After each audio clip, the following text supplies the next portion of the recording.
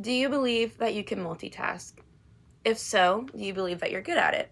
Hi, my name is Kaija Jeans, and I'm currently a junior at the University of South Florida, majoring in criminology.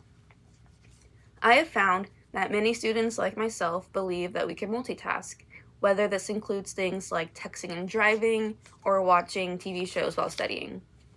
The truth is, multitasking is a myth that can negatively affect your brain and body. It has been found to reduce cognitive performance, impair memory, and cause mental fatigue. First, let's start with how it physically affects us. According to Digital Multitasking and Hyperactivity, it elevates the heart rate. They say that multitasking temporarily increases stress levels, which raises blood pressure and heart rate. They also go on to say that while these effects can be temporary, they can also become chronic.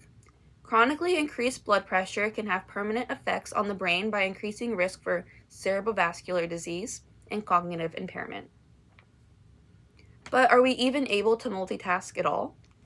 According to the multi-cost of multitasking, the answer is that the brain cannot truly multitask.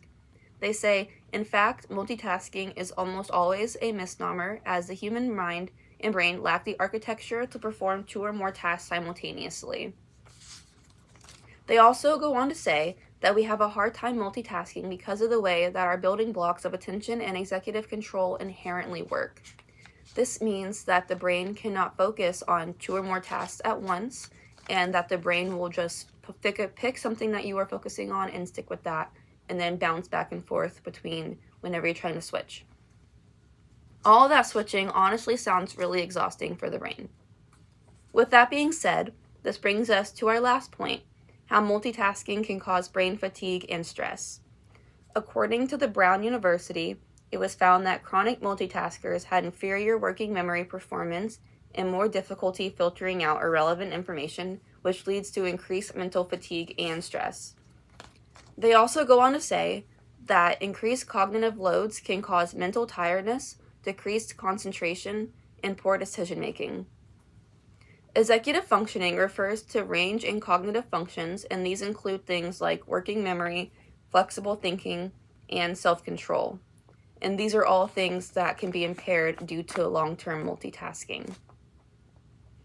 So next time that you feel like you're tired after cramming for a big exam after maybe watching a show, it's probably not because you worked hard, it's because your brain was working on overload. To wrap this up, multitasking affects both your brain and your body. It causes stress, fatigue, and even long-term problems.